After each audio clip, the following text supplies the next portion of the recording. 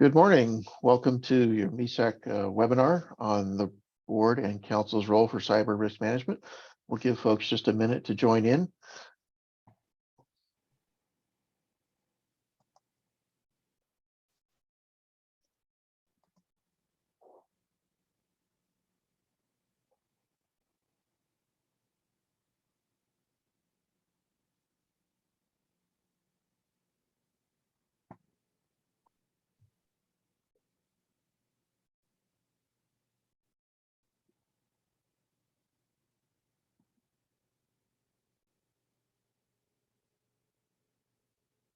We have 22 people in now.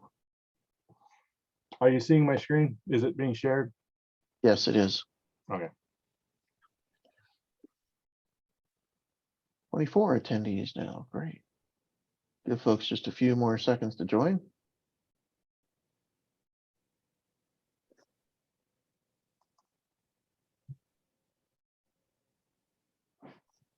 So welcome again to the rebroadcast of the Ron and Don show, live by special demand. No.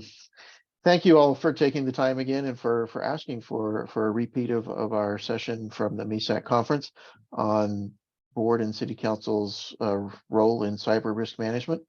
My name is Ron Puccinelli. I'm the CIO for the city of Menifee. With me is Donald Hester, who's the cybersecurity manager for the city of Livermore. If you are concerned, the session is being recorded. If you need to leave early, you can still grab the session and the recording off of the MESAC website, and we'll provide the link just a little bit later. So we're going to be chatting again today about how we as the cyber practitioners for our organizations can engage with our city councils, our boards, whatever your governing body might be, the information they need to be aware of to make to help manage the cybersecurity risk for the organization. So with that, I'll turn it over to Don to kick us off. And in the meantime, if you have questions, please use the Q&A box, use the chat box, raise your hand, interrupt us. We'll also save a few minutes at the end. But if you have a question, most likely someone else has the same question. So please let us know what your questions are. Don, how are we doing? Hey, we're wearing a Hawaiian shirt, right? So it's not that bad. And we made a joke at the MESAC conference. We both wore Hawaiian shirts, and so I made sure I wore mine today, Ron. Sorry, I didn't think about it. Yeah, one of the things is that, just cybersecurity, you need to be able to take mental vacations whenever possible. So, just an update to this. We do have this. We're working on creating a guide that basically covers what we talk about in this seminar. And we have a number of different organizations that are helping us with this. And I don't know, I think we're up to like maybe 20 authors and researchers from across the country that are helping us write this so that you can take this guide and actually implement something like this inside of your organization if you wanted to. So if you have information, if you have questions about that, send us an email and we can hook you up with that if you want to help out with it, or just want to know when the draft comes out, maybe you want to review it. So without further ado, why did we get here? I think there is a question. The chat seems to be disabled, but so just use the Q&A and that will be fine. So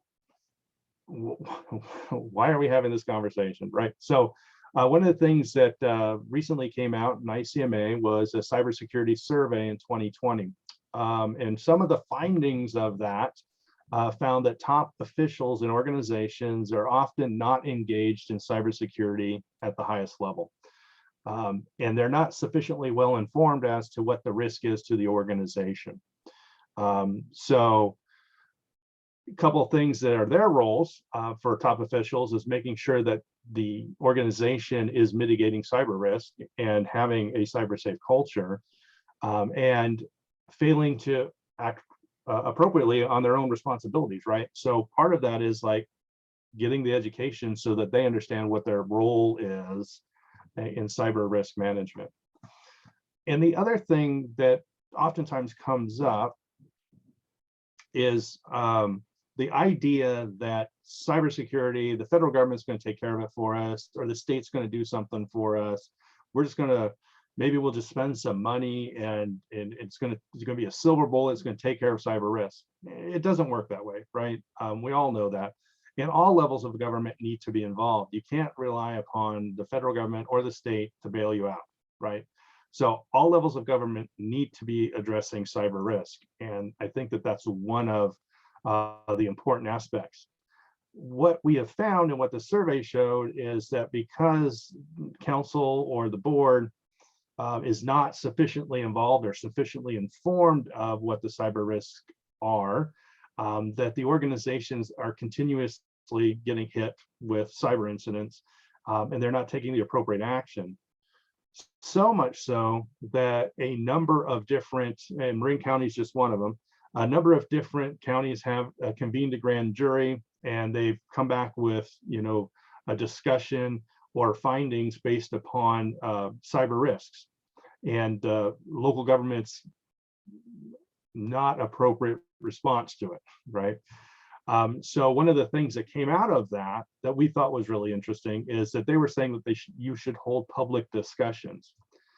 And obviously, when we hold public discussions about cyber risk, we're not trying to, you know, air out all our dirty laundry. That's not what they're talking about. You know, you're not going to go into a council meeting and say, hey, by the way, our firewall doesn't work properly, right? Or we don't have antivirus. That would be inappropriate to have in a public discussion, because that would leave you open to risk, right? Because believe it or not, the bad guys do watch city council meetings. They use that information to attack the organization. We've seen it as an auditor for 20 years, but before I went for the city of Livermore, I've seen it multiple times. So we know that they do that. So you don't want to talk about that. But so what do you talk about in those public discussions? Well, you want to make sure that you have at least a level of literacy for cybersecurity and cyber risk. And one of the things that you could see is the Securities and Exchange Commission, who governs publicly traded companies, is basically saying that board members of publicly traded companies should actually have some cyber literacy, right? They should have financial literacy, and they should have cyber literacy. In fact, they're even talking about a ruling that's going to say that they have to have somebody on the board that knows cybersecurity, and not just know it in a cursory level. Somebody's actually like certified in it, right? So that's a huge thing. And now you may say, and this, I get this comment all the time, so I'll just answer it right now. People say, well, we're not publicly traded companies, we're, you know, government, so it doesn't apply to us. It does. You know why? Because the Security and Exchange Commission didn't just make that rule out of thin air for no reason. What was the reason that they made that rule? Well, think about that. The reason they made that rule was they wanted to make sure that investors' money was handled properly. And a cyber risk can basically take an organization and can have severe losses to it, which would be losses then to shareholders. And you may say, well, that's, you're not helping your case, Don. We don't have shareholders. Yeah, but we have taxpayers, right? Same thing. Taxpayers want to know that we're not wasting their money. And if we keep on getting hit with cyber attacks when we should have spent the money to protect ourselves from it, we're not doing the public a service, right? So Don? The presidents of our organization are missing out. Ron? I just wanted to maybe tack on a little bit to what you're saying there. So think about what you need to be sharing with your council, your governing board is very similar to what you should be sharing with your employees around cyber awareness, although it's at a slightly different level. Just like the board is responsible for making sure the money is spent appropriately and that they've got the appropriate risk management in terms of insurance in place for the more traditional kinds of risk. Cyber risk is no different than any other business kind of risk.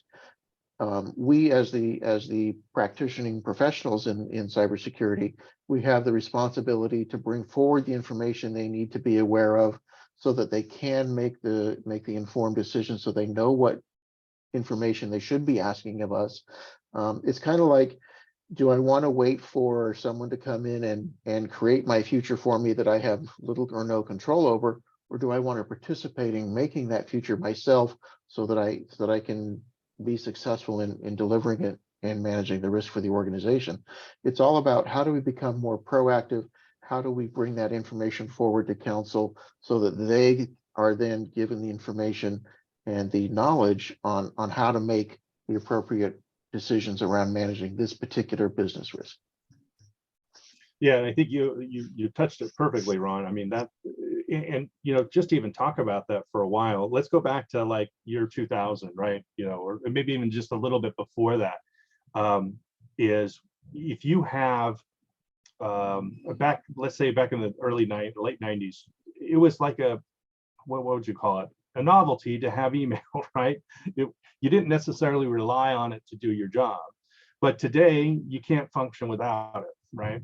And I always take this and say, it's been a slow slide over time in our reliance on technology, right? And the best way to say it is like, have you ever cooked a lobster, right? You put the lobster in cold water and then you turn on the heat and you let it get hot, and the next thing you know, it's cooked. Well, it kind of happens to us too with technology. We kind of just started playing around with things like email and chat and all this stuff. Oh, these are really kind of neat things and whatever. And the next thing you know, we're reliant on them. And so our risk has changed over that time slowly, not necessarily slowly, I mean, in 20 years, but gradually has happened. And we haven't paid attention to the change in the impact of the organization. And so our reliance on technology, you can't do anything in a local government without technology. You can't do anything. You can't even fill a pothole. Like, how are you going to call to get the asphalt, right? How are you going to pay the vendor? How are you going to pay your staff? How are you going to schedule it? How are you going to find out about the pothole? All of these things take technology to have them happen. And yes, at one point in time, we didn't have to do all that. But we have to think about this. We're in a digital world now, and we actually have citizens and residents who expect a digital world, right? Especially the digital natives that we now have that are entering, the workforce. They're paying for permits now. They're becoming a part of government and relying upon the services we provide, and they're expecting that. And so there's a need to move in that direction. And we have lots of information about our residents and the businesses that are in our various communities. We have their tax information if they're getting, home financing loans from us. We have their personal information if we're a utility. We have their billing and banking information. We have a lot of information. It's just part of that public trust that we have as an organization when we collect that information from our residents and from our business community, that we have an obligation to protect it. Just like we have an obligation to provide police services to keep, the vehicles moving smoothly and safely on the roads, to investigate those alarms when they go off for businesses and home burglar alarms. Same idea here. It's no different than any other kind of business service that we provide to our community. We have to take it seriously. We have to live up to the public trust that comes along with having lots of personal information and financial information about our residents. And that's part of what we have to communicate to our boards and our governing boards so that they understand. It's no different than if somebody cracks into your business license database and now they've got the banking information of all your business licensed organizations. That creates a certain amount of risk. It's just another kind of enterprise business risk, as highlighted on the screen here. It's no different than any other risk that we have to manage. And just to dovetail off of that, what is the top risk that a local government faces right now? And right now, most organizations are telling us one of the biggest risks is cyber. And now, when you talk about risk management, there's some things you got to talk about. One of them is the likelihood of something happening. The other one is the impact of it, right? What's the level of impact? Because you could have something that's not very likely, like an asteroid hitting or meteorite hitting your facility. That's not likely to happen, but what's the impact? It's super high, right? I mean, it would totally destroy the building and probably several blocks around it, right? So very high impact, very low likelihood, right? Well, so when we look at this, cyber right now is a very high likelihood. In fact, recently, I did this presentation for Prism, if you're a member of that JPA. One of the things that the insurance folks had brought up during that session is, yeah, in the news, you may hear that there was like 2,500 or something like that, cyber incidents that happened to local governments. But they reported that their incident responders actually replied to about twice as many from one insurance company. So it's more likely than we think it is. And just about everybody, whether you're looking at the global risk report from the World Economic Forum or PricewaterhouseCoopers, 2022 Global Risk Survey, it's a #1 risk. And the funny thing about it is the impact, this is the hard part. You could have someone click on a link and nothing could happen. They could click on a link and the anti-malware software that you have does a great job and stops it, right? But you could also have it where one person clicks on a link and it takes out your entire organization. Or if you're a water treatment plant, it could release wastewater into the environment. And now you have an environmental impact as well. Or maybe it takes out your 911 system and now you're not able to respond, or you have to fail over to other methods of handling dispatch. So it's a top risk and the impact varies widely, but it can be all encompassing. Different cities that have been hit with this have gone completely out of service for, a month, or, a loss of services, right? We're part of the supply chain. A lot of people rely upon the city for services. And if we can't provide those services, then what happens to them? Then they get impacted as well. So we can't think of it as just us, right? We're worried about the city being hit. You need to worry about it for the residents as well, right? Because they're relying upon services, whether they need to get a permit on a certain time, because they're starting a new business or they have people coming out to do construction and they need the permit by a certain date. Otherwise, it puts on delays, then impacts them, then they're upset. Hopefully they don't come to council meeting and complain about it, but those are the things that we have to worry about. Just to touch a little bit further on what Don's talking about here in terms of the likelihood and the impact of something happening. So I'll use my own numbers. Please don't hack me. We see roughly 30 million discrete attacks a month. So in terms of what's happening, it's just happening second by second by second. I was just having a conversation with our chief of police the other day. What would you do? What would you have to do to staff up to be able to handle 30 million requests for service calls a month? And he kind of got this deer in the headlights look of, there's no way I could hire that many people. Exactly. We struggle to get 1 or 2 people to deal with that on the cyber risk side. In terms of the impact, one cyber event on average costs roughly $4.2 million according to IBM for last fiscal year. Again, using my own numbers for scale and context, that's my entire payroll. Most organizations have a lot of other uses they could use for a lot of other needs they could fund for $4 million. Or, if it hits on the wrong time of the day, if you can't pay your staff because your systems are shut off with a cyber incident, how are you going to be able to pay folks timely? How do you keep your workforce working? How do you keep providing those public safety kinds of things? In the world of emergency operations, we spend lots of time practicing, for those big fire events, the big earthquake event, that when it does happen is really bad, but it doesn't happen 30 million times a month. We need to treat this again, just like any of those other things. And in terms of risk to taxpayers, risk to the public funding, one event costs $4 million. You could be offline for anywhere from 30 days to 120 days, depending on the severity of the incident. You don't have email. You're doing is just by telephone and paper and pencil. That's a huge impact, as Don was referencing, on your city's ability, your organization's ability to deliver services to your community. How do you plan around that? How do you minimize that?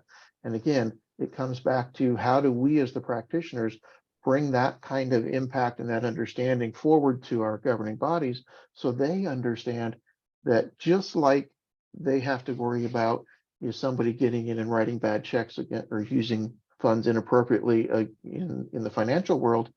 We have the same kinds of issues on the security side and the cyber side. To keep at the risk of keep repeating myself, it really is no different than any of the other major business risks that council is ultimately responsible for. They delegate to your city manager, your general manager, if you're a utility or something like that. But we as the practitioners to bring all that forward to the chain of command so they understand the risk, the likelihood, the impact, and what we're doing about it and what we need from them in order to be successful. And I think one of the things that we have to remember is this is continuous and it continues Yeah. to grow and becomes more and more sophisticated. We have threat actors who really put the screws to you to try and really get you to pay a ransom. I mean, not only will they break into your system, exfiltrate your data, then tell you to pay the ransom. And if you don't, they're going to start releasing that information. And that recently happened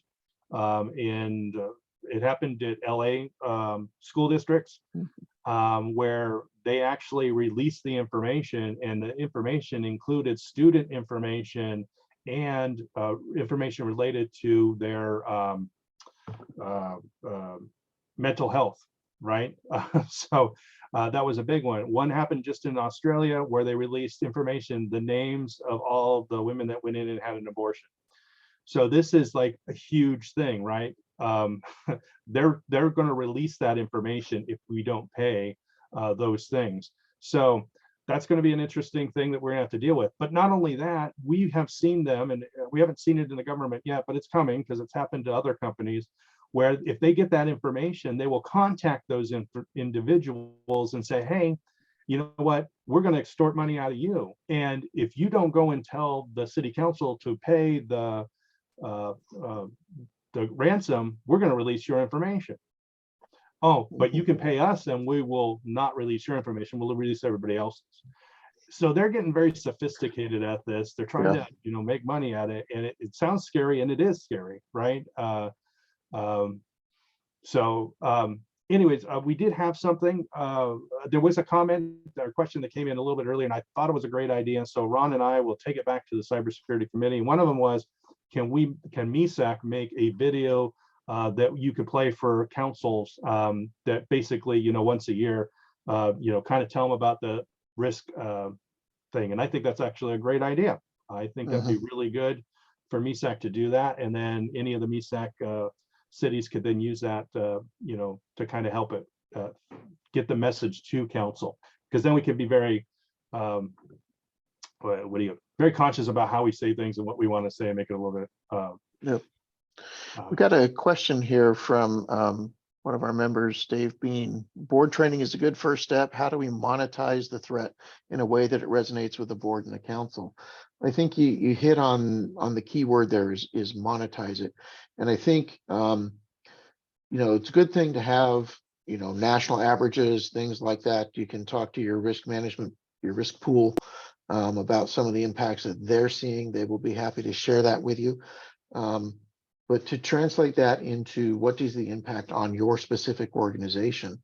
For instance, a couple months ago, I was doing an all-employee session on cybersecurity, and was putting it in terms that, everybody in the organization, whether you're, to use Don's example, filling the potholes in the street, or you're driving the police car, or you're the cybersecurity team, if an event happens and it takes out is equivalent to our entire payroll for one payroll cycle, that's a big hit to the organization. It's a big hit to the employees. They, if I don't get paid, it causes me problems. I can't pay my bills. But you have to be able to put it in terms that resonate for your organization. Maybe you've got some big bond measures coming up. Maybe you're doing some public infrastructure or building constructions that have similar scale of numbers. You can build a pretty decent building for $4.5 million. Put it into those kinds of contexts. And I think once we do get the white paper that Don mentioned earlier completed, that'll help with some suggestions around how you turn that into monetization information for the boards, as well as the other question here is some of the talking points that we would recommend that you bring forward to your council are also some of the some of the specific things that we're trying to put into the white paper so that we can make this as actionable as you can. I'm sorry we don't have that ready today, but it's coming very soon. So hopefully Yeah, we that all have answers jobs. that. Yeah. We all have jobs, and we all are trying to, that's a thing that Ron didn't bring up, but we often bring it up, and that is the bad guys only have to get it right once. We have to get it right 100% of the time, right? If we screw up once, then that means they got in, right? They only need to get in once. So for us, the cards are stacked against us, and I think council needs to understand those things as well, just that they can understand it, and they need to understand that all of their services rely upon technology, right? And it impacts all of them. And the other thing they need to do, which we beat this drum all the time, cyber risk isn't an IT issue; it's a business issue at the end of the day, and it needs to be treated as such, and it's a big one. And I want to throw something out there because I just learned this the other day, and Ron throws out the $4 million, and I like that, but that's the global average of organizations is 4 million. In the US, it's 8 million. Ooh. So that's even worse. But so take that. Also, when you're talking about monetizing, there's two other things that you need to consider. We did a seminar on those. You go to the MESAC website, you watch the recording. There is impact on the cost of cyber insurance, which so you're going to have that impact. It's not just about lost time. And then also the potential to impact your bond rating. And your bond rating, depending on how many bonds you have or how much debt your organization has, that can affect the interest rates that you get for that. And a change in 1% over 20 years or 30 years for a bond, that can be a lot of money. So when you start talking those numbers, don't think of just the cost of the incident being 4 million or 8 million. On top of that, your insurance is going to go up. And on top of that, your bond rating may get impacted. And unfortunately, I wish I could just say, hey, yeah, it's going to cost you X. It's every situation is going to be different. That's the hardest part of this. Even if you ask the insurance providers, they'll tell you, we don't have enough data to come up with firm numbers on stuff. They usually have actuarial tables. They know how much it's going to cost if someone trips and falls on a sidewalk. And they can be pretty accurate with it because they have hundreds of years of, actuarial information that they can draw on. They don't have that for cyber. And so they have a hard time with it. So that's something we should consider too. Like Ron does, I like his idea of just like pick the number. Here's the industry average. That's a great place to start. If they ask questions about that, be able to pivot and know where that industry average came from or whatever, so you can answer the questions, but just say, hey, we don't know what could happen. A lot of stuff can happen, right? Again, someone could click a link, it could cost us nothing, or they can click a link and it could cost us $8 million. Yep. And that what Don was talking about with your ability to get cyber insurance and your bond ratings, that comes back to the monetization as well. Because if you're a capital intensive organization or going through a lot of capital projects right now and you're issuing bonds, again, that 1% difference in interest rates may make a huge amount of difference. And you can start to put this in context for council of, if we spend, just making up numbers, this $150,000 on a security program, a security tool, a system that we need so we can help protect the information we have, that will translate into a better bond rating. It will lower our cost for cyber insurance. It will also, just reading this morning, I believe it was Moody's, it also affects the credit rating of your organization, just for, paying your bills and things like that. If you have a major incident, that's now becoming some of the things they look at in terms of defining your business credit rating. So if you can spend $150,000, again, just making up sample numbers on a project, on an initiative you need to help keep things safe for your organization, and it means it saves you 1% or 0.5% on your next $40 million bond release, it reduces or at least doesn't raise your cyber insurance costs, and it helps with your business credit rating. Those are all things that will resonate generally with council and certainly with your city managers and your general managers on how this affects the business operations. Again, cyber is not just a technical thing, it is a major business risk.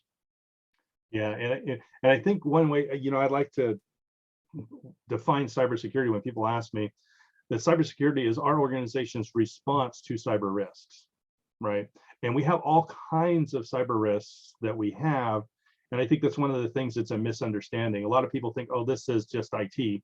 Well, it's not, right? So there's operational technology, which is not typically done by IT. It's typically done by engineers somewhere.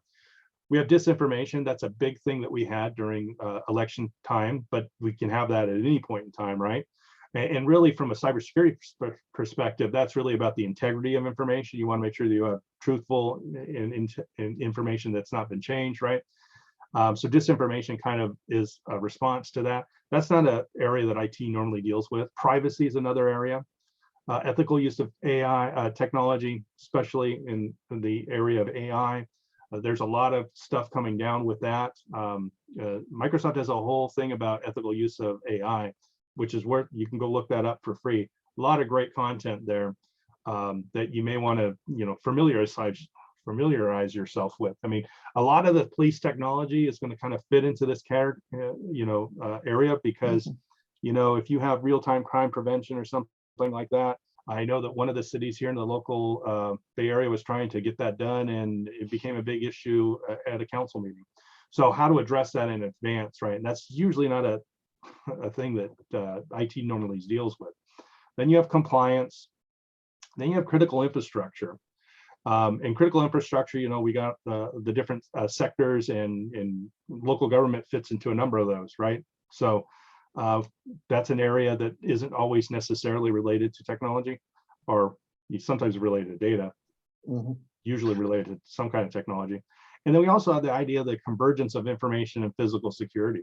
If you look at the federal government, they have the CISA, as part of Department of Homeland Security, and it's the Cybersecurity and Infrastructure Security Agency. They take in physical and cyber and put them together as one. And so you see there's a lot of crossover from it, right? Your access control for buildings is more and more is usually IP based these days. Your camera systems are usually IP based this day. So there's this convergence of the two. And if you think about it from a physical security point of view, they try to, promote or have, one of the things that they do is access control, like who can get into the building. And what do we do in technology? We do access control, right? We have usernames and passwords and stuff, or multi-factor authentication, hopefully. So you can see that there's a lot of synergy between physical security and cybersecurity. At the end of the day, we can speak a lot of the same language, access control or whatever. So there's a natural affinity between the two. So a lot of organizations are kind of combining physical and cyber together. So just to throw another example in there, Don, of where you're talking about things are coming together. For the operational technology, many cities are doing intelligent traffic management systems. So imagine the impact of public safety, life endangerment if every single stoplight in your city suddenly went green simultaneously. What would happen? That could be a major problem. Or if every light went red, again, best case, you just tie up traffic for a ridiculous amount of time. Worst case, bad things will happen. If you're a water utility, Don already mentioned, maybe somebody gets in and changes the chemical composition of the purification chemicals you're using. So your water is now either over medicated, not the right word, too many chemicals in it or not enough chemicals in it. And now you've created a public health hazard. So again, everything's coming together. It's crazy. Don mentioned the robotic public safety law enforcement type things, and hopefully I won't be spilling too many beans here, but what was happening with City and County of San Francisco this week around using armed robots. Imagine worst case, hacker takes control of that armed robot, and now they're essentially running wild in downtown San Francisco with a firearm. How do we help protect those kinds of systems things that we may not have traditionally been involved with. And that's all part of what it takes to make things cyber secure for us. Yeah. So I want to go back to that ICMA survey that talks about, now that you guys have an understanding about cyber risk and why it's important, great. We all get that. And we're going to get to what you need to do or what council should be doing or your board of supervisors or your board. But one of the things that we have found is that cyber risk is critical for the local governments to understand that, especially for those top and elected appointed officials, right? They're the ones who are making the decisions, whether it's the policy decision or whether it's the city manager making decisions on how we're going to do funding or what we're going to put priorities on. And so we need to make sure that they understand the cyber threats that they face, and they need to understand that it changes on a regular basis. And they also need to understand what are the best cybersecurity practices out there and where are we in comparison with those, right? Do we need to get better in certain areas? Where are we bad at, right? At the end of the day, they're going to ask you those questions, and you need to be able to answer them. Say, hey, we're really good at being able to detect an incident, but we're really bad on the ability to respond. So we need to spend more money on the response area, right? Or the recovery area. Or maybe we just don't have a great inventory of all the stuff we have. So we don't know what we need to protect. Great, now we know what we need to focus on, right? And so they need to understand that, because if you're asking for funding, if you can tie it to one of those things that they can understand, then they're more likely to make sure that the funding gets available for that. It's not going to be perfect. We got a lot of people out there, I know I get phone calls from people all the time complaining about, their boss or whatever, doesn't understand why cyber risk is important. At the end of the day, we just got to do our job and make sure that they understand what it is. And if they don't want to deal with it, then they don't deal with it. There's an interesting thing that was in the Harvard Business Review. I think it was in the summer. They were talking about using like a scientific method to making decisions, but they said one of the things that they have found, this is a known bias, that people, especially when they get further along in their careers, they believe that everything that they did to get them to that point in their career was all right choices, and that just you keep on doing those same things and you keep on and everything will be good. The problem is the cyber threats change so fast that if you thought that you got to your point, like a city manager got to their point in their career without having to deal with cybersecurity, and so they don't need to deal with it now, that's just that bias that they have inside their head. It's a cognitive bias. We need to be able to understand that so that we know how that we can address that.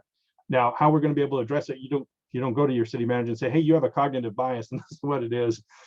And if you do tell me about it. I want to hear about it. But I don't think you're going to get a great response. But if you know what the issue is and you understand that that might be one of the hurdles, then you can start figuring out, how do I communicate to them in an appropriate manner so that they understand this. And they're going to need to understand that it's changed, right? That things are constantly changing. And that requires us to do some groundwork and then make sure that we're constantly training them on a regular basis and letting them understand what the true impact is.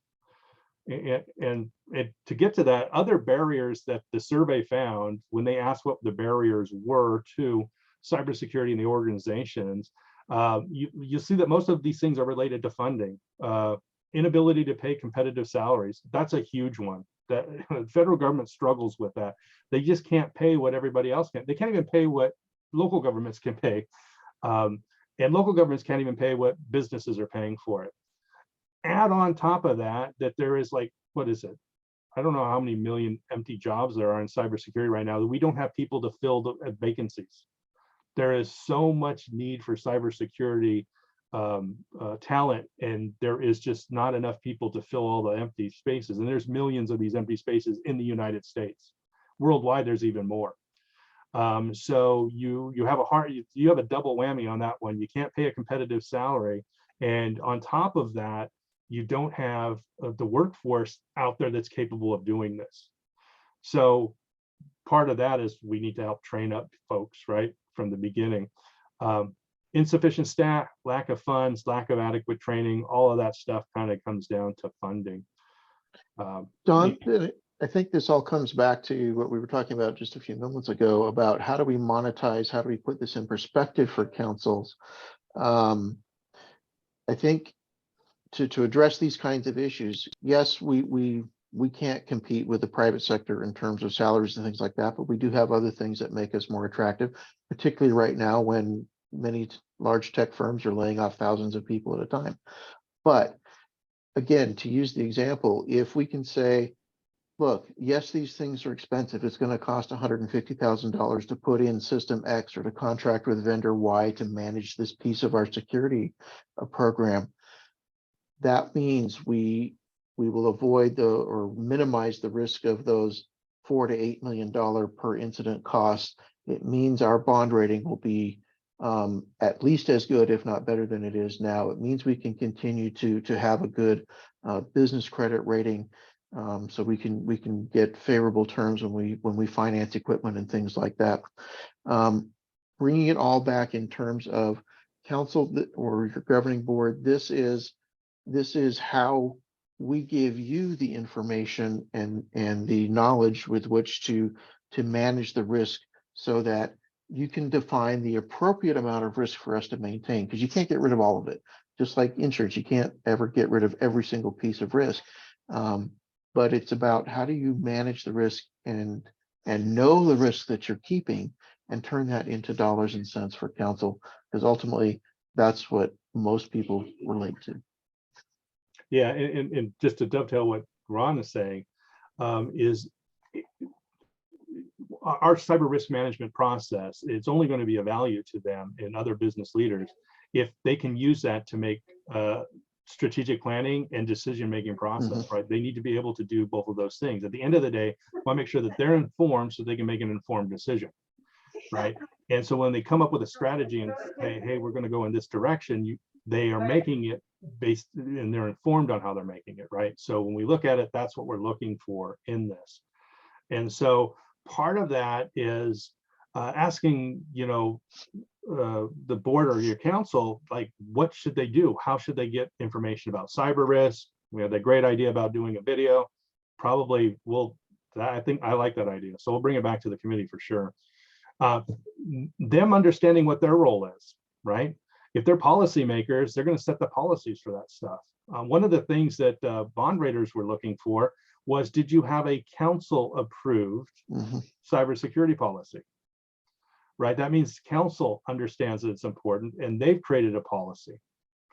And it doesn't have to be a lengthy policy. It could be a very short policy saying, hey, these are the important things. This then has council sending a clear message to the executive team that they consider it important, right? Also, they should then set expectations for management, and they should actually then, follow up with them and make sure that they are performing in this area. So there should be questions that council should be asking.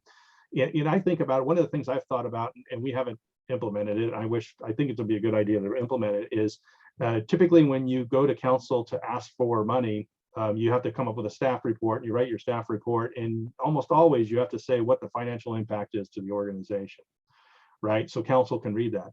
I almost think you should also put what the cyber risk, or what is the enterprise risk impact of that, and that includes cyber, to the organization.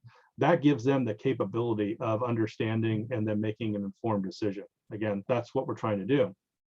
And Don, we have a great question in the question and answer window.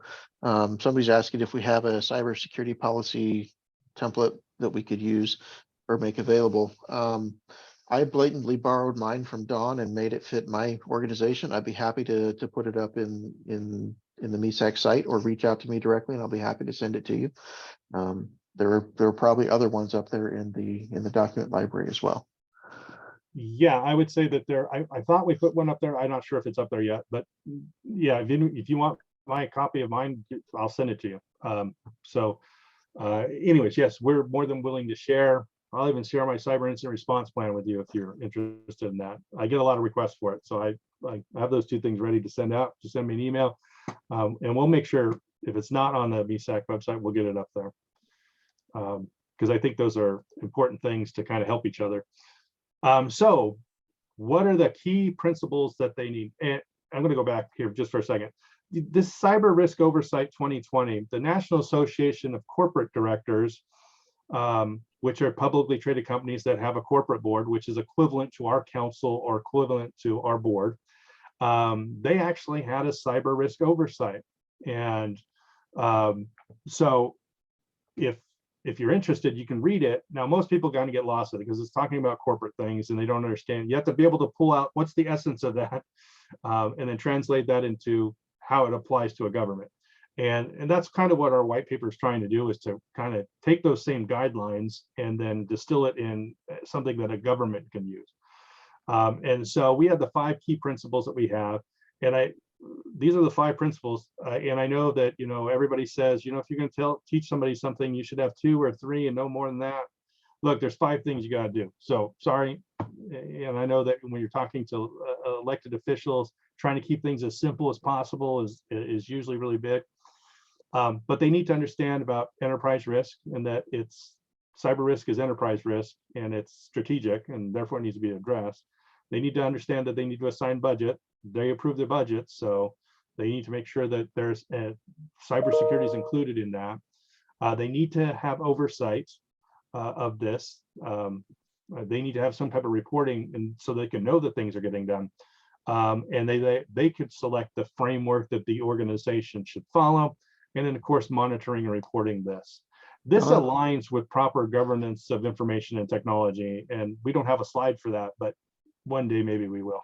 We'll add that in there, but it aligns directly with governance. Just to touch on what you were saying there, Don, about choosing the framework and things like that, at least at the state level in California right now, state agencies are obligated to use NIST.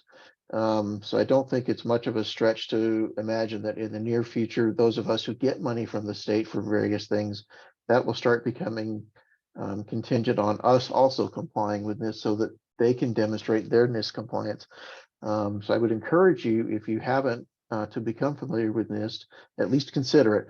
It doesn't really matter which framework you pick because they all map together and do the same things. But if we can make it as similar to any other reportings like state, federal that we have to do, then it just helps avoid that confusion about, well, you pick standard A and the state uses standard B and the feds use standard C. Can't we all just kind of get together? The other thing I wanted to mention as Don was talking there is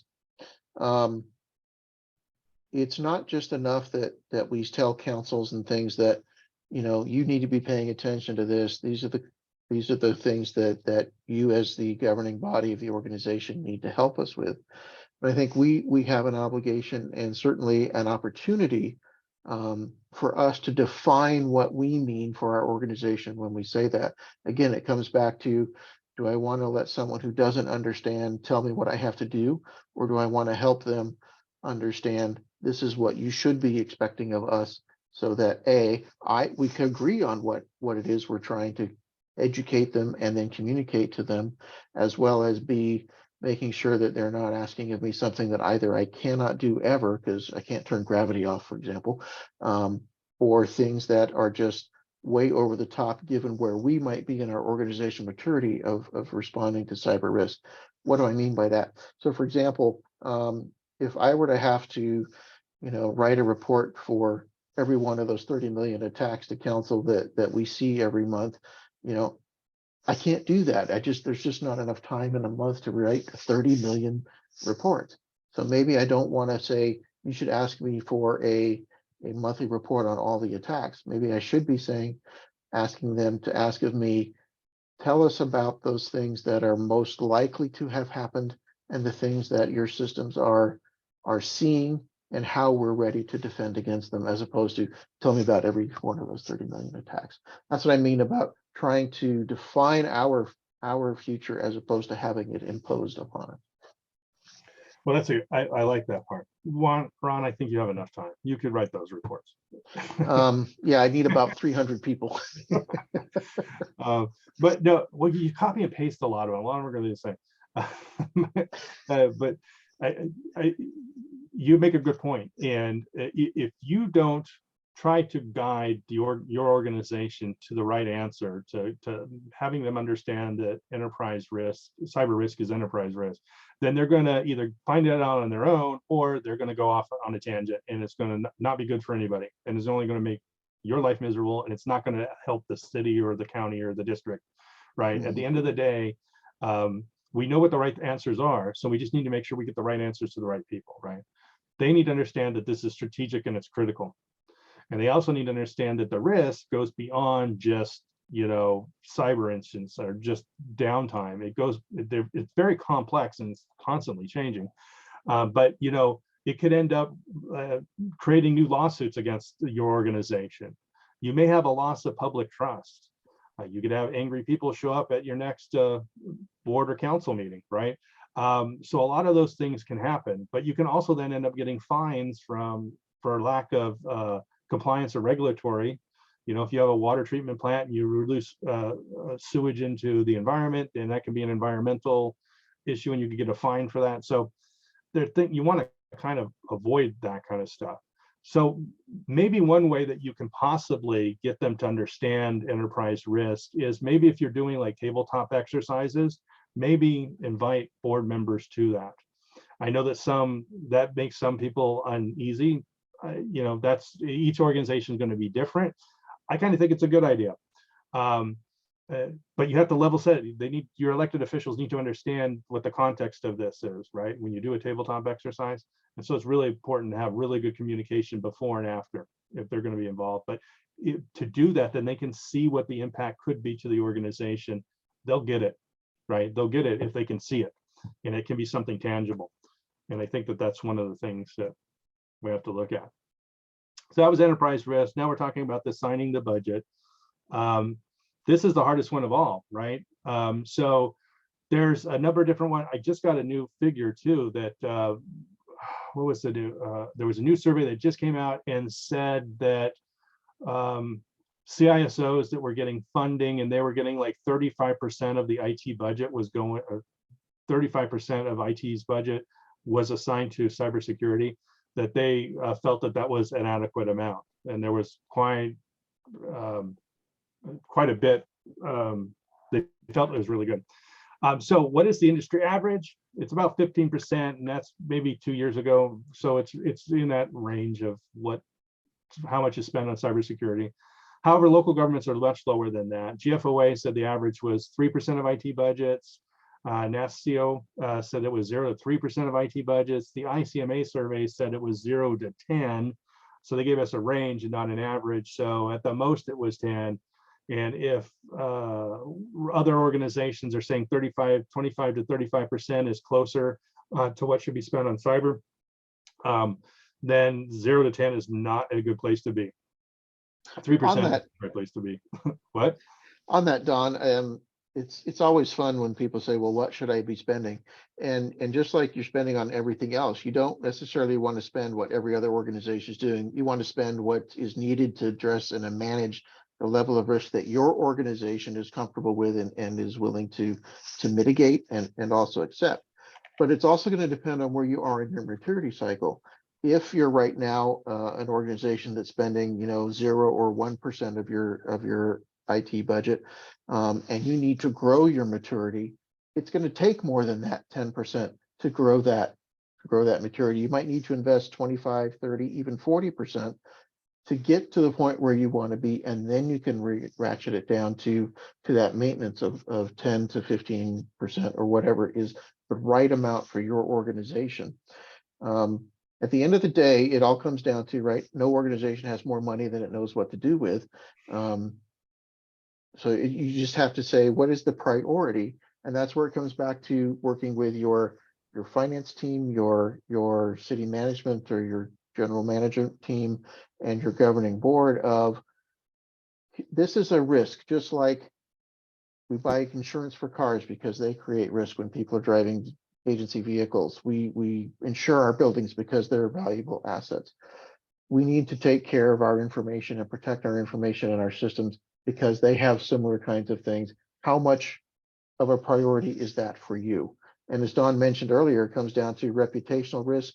It may come down to, hope this never happens to anybody, but if there's a major event and that becomes political fodder in one of your board member or council member campaigns, council member X had this event happen on their watch. I have to get in there now and make sure they know how to protect the systems that the city has, so we don't keep having these kinds of problems.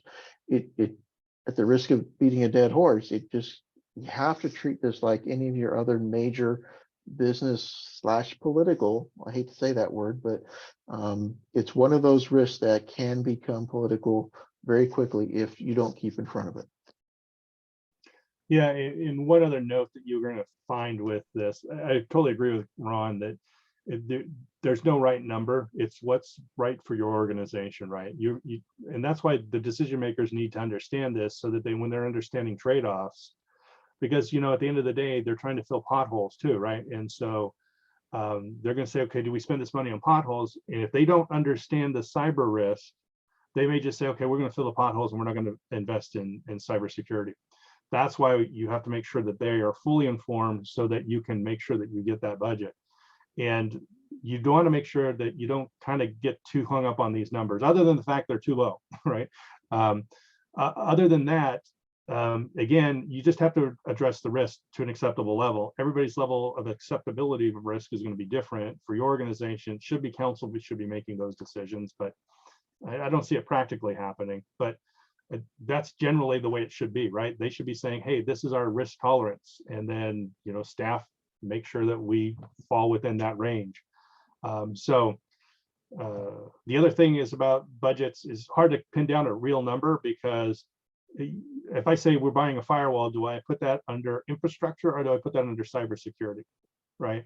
And so some of these numbers may be a little bit off, because there's a lot of stuff in when you buy services that may include cybersecurity as a part of it. Like if you purchased the state's G5 license for Microsoft, it comes with a bunch of security stuff. So how do you take that one bill that you pay to the state of California and divide that so that part of it goes to cyber and part of it goes to IT? And then how would you even figure out what that percentage is? So that's part of what is going to be a struggle for the budget. But we're not spending enough. I can tell that by the number of incidents we're happening. So things to think about. Oversight. Again, part of council's goal is to make sure, one, we make sure that they are literate in cyber, that they are concerned about the culture within the organization, that they set clear expectations, and they hold people accountable for this stuff. Very rarely, and I think it's not fair, very rarely does a CEO get fired for a breach, right? In reality, who's ultimately responsible within the organization for that, right? I know a lot of CISOs get fired, or CIOs get fired over it, but not enough of CEOs. Because I guarantee the CISOs have been telling them that these were issues and that there were risks and that they needed to be addressed. So how do you do that, right? So how do you make sure? And that's a part of it. And I hate to say that, but I heard that there was one city that did fire the city manager because of an incident, but I can't find a confirmation of that, which would be great, because then I could use something and say, hey, there's an example of something that happened. We need to take it seriously. Right, and the council needs to take it seriously, and they should at least regularly have some type of situational understanding of what the risks are, the cyber risks are, whether it directly impacts them or not. I know during the election there was a couple of things that we were asked to pass on to elected officials, so that they could report any things that they saw to the Elections ISAC, but other than that, it needs to be beyond that, right? Because that impacts them and impacts the trust of the election cycle. But also we have to talk about how it is impact our organization. And they need to make sure that they set the tone that this is important, because the city manager is going to do what they think is important. So if they're not saying it's important, it's not going to get trickled down, right? It's got to start at the top. Framework, I think Ron already kind of stole the thunder out of this one. Sorry. That's all right. You got ahead of yourself. You got excited. So I think it's really kind of important. And I like to, when we report to our council, we do it on a closed session, or we do a video memo instead of a written memo, because it's a little bit easier. And then we can do, slides or whatever, and we can show them kind of some, like attacks or charts that show that, click rates are down or whatever. The one that we like to use is cybersecurity framework. The one I would recommend you use. It's NIST cybersecurity framework. You have to fill it out if you want government funding, because they'll ask you during the NCSR, the National Cybersecurity Review, that local governments are asked to fill out. Recommend you fill it out, because that's where the federal government gets ideas of how much money they should put towards local governments. Hint, hint. So that's one of their decision-making points, is how many people fill this out and where they're lacking coverage. So I also like it because it makes it very clear for council. It's our ability to know what we have, our ability to detect something, our ability to respond, our ability to recover. All of that's kind of covered in the NIST cybersecurity framework. So I don't have to go into particular controls. I can go into and say, hey, our ability to detect an incident is low. That's where we need to spend more money, right? And they can understand that. You need to be able to detect that stuff. Great. You need more money for that. Great. Like we buy a new network monitoring system, then I tell them, hey, this is related to our ability to detect an incident. And especially when incidents, you can have it for 30 to 60 to 180 days that people can have cyber threat actors can be inside your organization before they get discovered. That's huge. So making sure that they understand that, and that we're trying to cut that time down, that helps them make a decision, right? If they don't understand that and they don't know where we are on the whole spectrum, how are they making an informed decision? So having a framework, and the next thing about that too is, if you have a framework, then you can say, hey, we're not following what is considered industry best practice. And there's this idea of responsibility, fiduciary responsibility, but also, due diligence and due care that says that we should be following what the industry is doing. And so, that's more of the stick approach, like, hey, there's a liability there, right? For top elected and appointed officials if they're not taking these things seriously. Yeah, it demonstrates that we are keeping up with the standard of care, the professional standard of care in this particular area. And that gets down to, these things are going to happen. There's no way to say, hey, we're never going to get a breach, or never going to have a compromise. It'd be like asking the police to make sure that no bank ever gets robbed again. It's not reasonable to have that expectation. But it's all about, how do you detect, how do you respond, how do you recover, and anything you can do to drive time and drive cost out of that operation will set council up well. Again, it's about, how do we, as Don said, it's how do we give them the information to know what they need to know to make the informed decision to prioritize. And the part of that is their responsibility to make sure that somehow that this is being monitored, that the program, the cyber risk management program, is being done. They need to, and that requires us to report to them on a regular basis, which is what we were just kind of talking about. So these dovetail together, right? Part of it is we need to have a standard, and then we can use that standard to then report against, right? And I think that that's what really helps make the impact a little bit better. And then that helps them make those decisions, because a lot of them are going to be financial decisions that they're going to have to make, but that helps them make those decisions. One other thing that we need to talk about, for whenever you're reporting, we did talk already about things that you should not bring up in a public setting or a public meeting. But the whatever metrics that you're going to do, don't overburden them with metrics. You give them like, here's 30 million, and of those 30 million, 17,000 of them were phishing attacks, and these ones were business email compromise and all that. That may not necessarily be as relevant to them. Maybe the 30 million or 3 million or whatever Ron's number was, that might be relevant, right? So just give them the overall number, because whatever, at the end of the day, it needs to be reader friendly. It has to give them meaning, right? And Ron gave you the meaning. The reason why he's telling you is, hey, there's 3 million of these things, or 30 million a month. It's 30. Yeah, that gives the meaning that this is something that is really important that we have to address, and it's not insignificant, right? We want to be able to highlight change. Are we getting better? Are we getting worse? So that helps us show what our performance is, right? And if you have the NIST cybersecurity framework and you're reporting off of it at a high level, not in a specific control level, but maybe in the areas, you know, the top 5 areas, that can show performance over year over year, and it can be concise too, because at the end of the day, they don't want you bore them with details, and then they're going to get bored, and they're not going to pay attention. They're not going to care about it.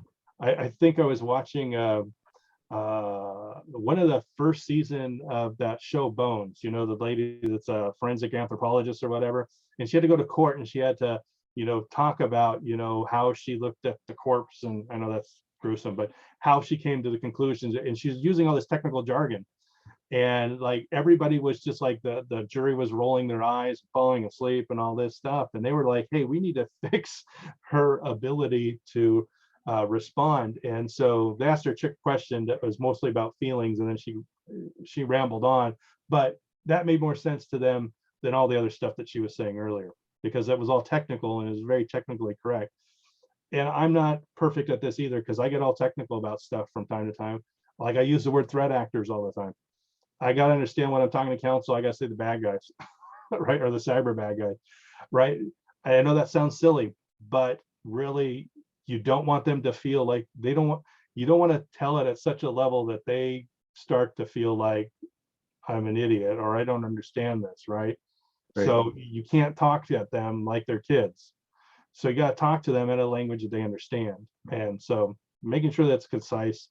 And if they can't have a discussion and dialogue about it, you're probably not giving them the right information, right? I was just going to say, Don, the last 2 points on your slide here are I think the most important is keep it concise, and it should be enough to trigger that conversation if they want to have more dialogue. Counsel, they're not shy. They will tell you, they will ask you, we want more information on this. We need to know more about that. The whole point is to give them enough information, enough understanding to be able to ask those questions if they have that they feel they have that need and they want to get more information. It's generally, I think, better for us to say, here's at that 30,000, 50,000 foot view, these are the things, the big things you need to be aware of. We can have that more detailed conversation later if that makes sense. But it's all about making it meaningful and actionable in the moment, around getting counsel's attention, getting them to understand what it is we need them to be doing. Yeah, just as a FYI, when I was in council, we were doing a meeting, and I had said, you know, I mentioned about a budget about cybersecurity, and then the mayor just basically threw that out there. So what's the industry's average, and what's our average compared to it? And I'm like, I didn't know how to answer it, right? There's a Gartner report out there that actually gives you a good way to answer it, and it's basically, you know, it doesn't matter about it. You shouldn't be concerned about what the industry is. You should be concerned about reducing risk to an acceptable level, right?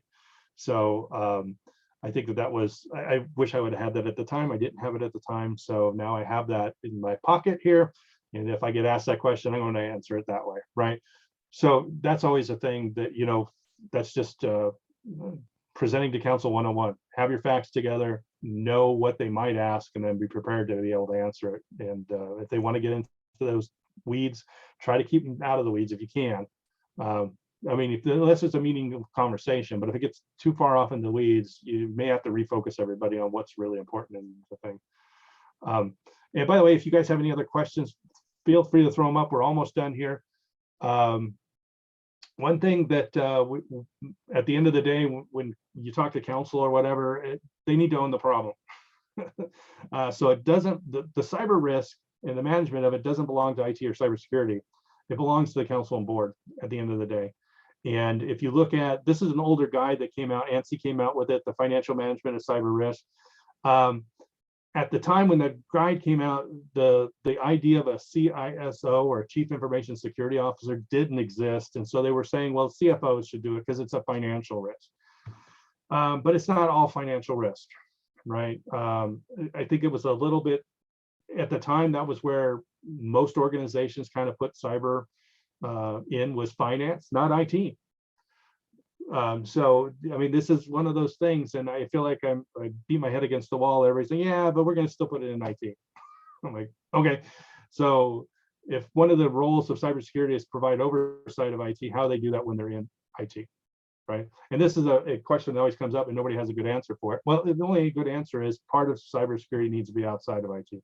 Not all of it. There's actually 2 different levels of cybersecurity. That's a discussion for a whole nother webinar that maybe episode 2 of the Ron and Don show that you can do.